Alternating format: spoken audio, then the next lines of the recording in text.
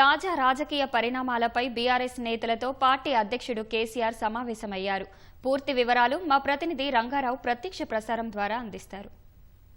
రమ్య, రాష్ట్రంలో నిన్నటి నుంచి రాజకీయ పరిణామాలు అత్యంత వేగంగా మారుతూ ఉన్నాయి. నిన్న అసెంబ్లీ సమావేశాలు వాడివేడిగా జరగటం, ఆ సమావేశాల్లోనే కాళేశ్వరం ప్రాజెక్టు పైన సిబిఐ విచారణకు ప్రభుత్వం ఆదేశించడంతో ఒక్కసారిగా బీఆర్ఎస్లో రాజకీయ మంటలు చెలరేగాయని మనం చెప్పవచ్చు. ఈ ఉదయం అమెరికా నుంచి వచ్చినటువంటి కల్వకుంట్ల కవిత గత కొంతకాలంగా పార్టీకి దూరంగానే ఉంటున్నప్పటికీ అమెరికా నుంచి వచ్చిన ఆమె ఈ మధ్యాహ్నం మీడియాతో సమావేశం నిర్వహించారు. ఈ మీడియా సమావేశంలో ఆమె ఒక రకంగా బాంబు పేల్చారని చెప్పవచ్చు.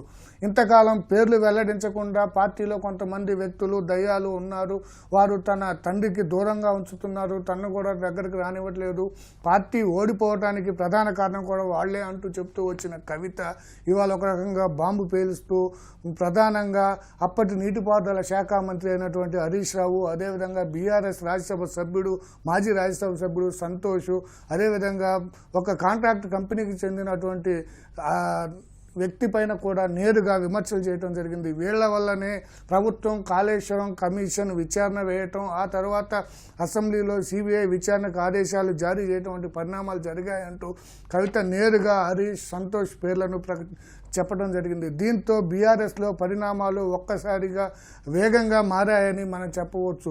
కవిత గతంలో ఎప్పుడూ కూడా ఇలా హరీష్ని కానీ సంతోష్ రావు పేరు కానీ నేరుగా ప్రస్తావించలేదు ఏ సందర్భంలోనూ. గత కొంతకాలంగా మీడియాకు లీకులు విడుదల చేసిన వ్యక్తులు ఉన్నారు, వాళ్లే దయ్యాలు, వాళ్లే పార్టీని నాశనం చేస్తున్నారంటూ కొన్ని కామెంట్లు చేశారు. అదేవిధంగా తనను తెలంగాణ బొగ్గు గని కార్మిక సంఘానికి దూరం చేస్తూ అధ్యక్షుడిగా వేరే వాళ్ళని నియమించినప్పటికీ తను అసంతృప్తి వ్యక్తం చేస్తూ గతంలో ట్వీట్ కూడా చేశారు.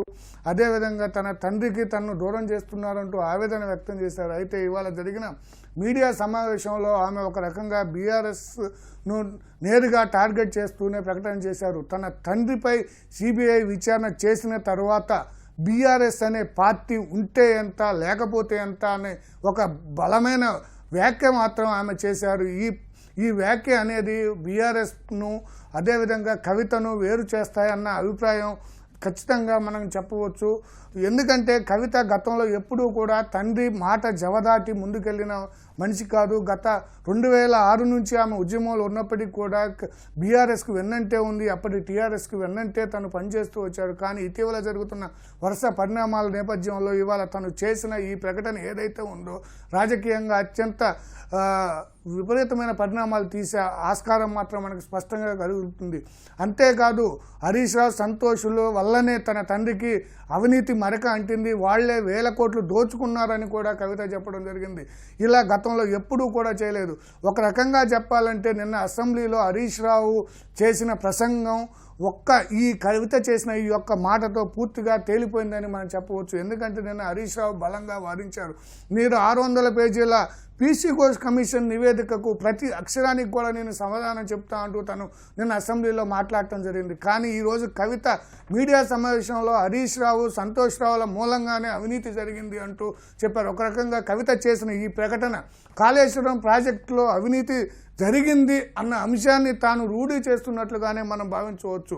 ఎందుకంటే గతంలో బీఆర్ఎస్ నేతలు అంతా కూడా ఎక్కడ అవినీతి జరగలేదు, కాళేశ్వరం ప్రాజెక్టు న్యాయపరంగా జరిగింది, ఎక్కడ అవినీతికి ఆస్కారం లేకుండా నిర్మించడం జరిగిందంటూ చెప్పారు. కానీ బీఆర్ఎస్ పార్టీలోనే ఉంటూ ఆ పార్టీ పైన ఎమ్మెల్సీగానే కొనసాగుతూ బీఆర్ఎస్ ఎమ్మెల్సీగా కొనసాగుతూనే కవిత ఇలాంటి ప్రకటన చేయటం అనేది నిజంగా రాజకీయ వర్గాల్లో తీవ్ర చర్చనీయాంశంగా మనం చెప్పవచ్చు. ఇకపోతే సోషల్ మీడియాలో తన పైన ఎవరైతే ట్రోల్ చేస్తున్నారో వాళ్ళ తాట తీస్తా అంటూ హెచ్చరిక కూడా జారీ చేయడం జరిగింది. ఇలాంటి ఘాటైన పదజాలాన్ని ఉపయోగిస్తూ కవిత చేసిన ఈ ప్రకటన కానీ ఈ మీడియా సమావేశం కానీ రాష్ట్ర రాజకీయాల్లో పెను మార్పులు దారితీసే అవకాశం ఉంది. కవిత ఇదే ప్రెస్ మీట్లో మరో కీలకమైన ప్రకటన కూడా చేశారు. హరీష్ రావు, సంతోష్ రావుల వెనక రేవంత్ రెడ్డి ఉన్నారు అని నేరుగా చెప్పారు. నన్ను రేవంత్ రెడ్డి కోవర్త అంటున్నారు, లేదు వాళ్లే రేవంత్ కోవర్ట్లుగా మారి కేసీఆర్ పైన కాళేశ్వరం ప్రాజెక్టును అడ్డు పెట్టుకొని సిబిఐ లాంటి సంస్థల చేత విచారణ చేయించి అవినీతి పరుడు కేసీఆర్ అని ముద్ర వేసేందుకు ప్రయత్నిస్తున్నారని, వీళ్ళు చేసిన ఈ కార్యక్రమాలు, వాళ్ళు చేసిన ఘనకార్యాల వల్లే బీఆర్ఎస్ పార్టీ ఓడిపోయిందని కూడా కవిత మీడియా సమావేశంలో చెప్పడం పెద్ద సంచలనంగానే మనం చెప్పవచ్చు. ఇకపోతే నేను డైరెక్ట్గా వాళ్ళ పేర్లు చెప్తున్నాను, ఇంతకాలం నేను మౌనంగా ఉన్నాను, కానీ తన తండ్రిపైనే అవినీతి మరక వేసి తన తండ్రినే సిబిఐ విచారణకు పిలిచే ఆస్కారం ఇచ్చేలా చేసినటువంటి హరీష్ రావు, సంతోష్ రావుల మూలంగానే నేను వాళ్ళ పేరు చెప్తున్నాను. ఇంత జరిగిన తర్వాత రేపు స్థానిక సంస్థల ఎన్నికల్లో పార్టీ ఓడిపోతే ఎంత, బీఆర్ఎస్ అనేది ఉంటే ఎంత, లేకపోతే ఎంత అని కూడా తను మీడియా సమావేశంలో చెప్పడం ఏదైతే ఉందో ఇది రాజకీయంగా చాలా చర్చనీయాంశంగానే మనం చెప్పవచ్చు. అయితే ఈ మొత్తం పరిణామాలపైన అటు బీఆర్ఎస్ పార్టీ కూడా నిశ్చితంగా పరిశీలిస్తుంది. నేతలు ఎవరు బీఆర్ఎస్ కార్యాలయంలో మీడియాతో మాట్లాడేందుకు సిద్ధంగా లేనప్పటికీ ఫామ్ హౌస్లో ఉన్నటువంటి కేసీఆర్ వద్దకు ఇప్పటికే జగదీశ్వర్ రెడ్డి, అదేవిధంగా పల్లా రాజేశ్వర్ రెడ్డి, వేముల ప్రశాంత్ రెడ్డి లాంటి కీలక నేతలు అక్కడికి వెళ్ళారు. అయితే ఈ ఉదయం నుంచి కూడా అక్కడే ఉన్నటువంటి కేటీఆర్ కూడా కేసీఆర్ గారితో సమావేశం అయ్యారు. అసలు జరుగుతున్న పరిణామాలు ఏంటి అన్న అంశాలను వాళ్ళు కూలంకుషంగా చర్చిస్తున్నారు. ముఖ్యంగా కేసీఆర్తో జరిగినటువంటి ఈ సమావేశంలో 2 అంశాలపై చర్చ జరుగుతున్నట్లుగా మనకు సమాచారం అందుతుంది. ఉదయం నుంచి నేతలతో దఫదఫాలుగా కేసీఆర్ మాట్లాడుతున్నప్పటికీ కాళేశ్వరంపై సిబిఐ ప్రభుత్వం వేసిన సిబిఐ విచారణ ఎలా ఎదుర్కోవాలి, అసలు ప్రభుత్వ వాదనను మనం ఎలా తిప్పికొడుతూ జనంలోకి వెళ్ళాలన్న అంశాన్ని వాళ్ళు చర్చిస్తున్నారు. ఇదే సమయంలో కవిత చేసిన ఈ ప్రకటన కూడా వారి మధ్య చర్చకు వస్తున్నట్లుగా మనకు సమాచారం అందుతుంది. అయితే మరో ముఖ్యమైన పరిణామం ఇప్పుడే చోటు చేసుకోవడం జరిగింది.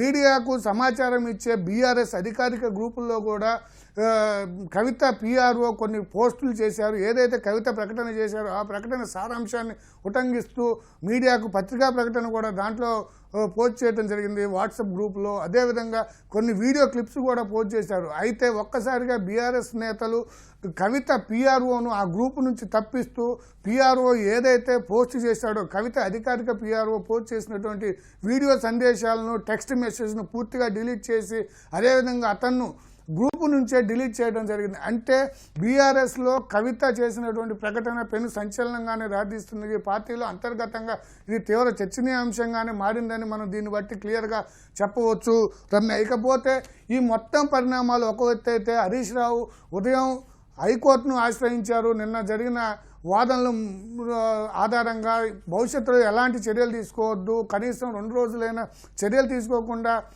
నిలువరించాలంటూ హైకోర్టును అభ్యర్థించారు. కానీ హైకోర్టు హరీష్ రావు లాయర్ల వాదనలను నిర్ద్వందంగా తోసిపుచ్చుతూ ఏదైనా ఉంటే రేపు వింటామని మాత్రం చెప్పడం జరిగింది.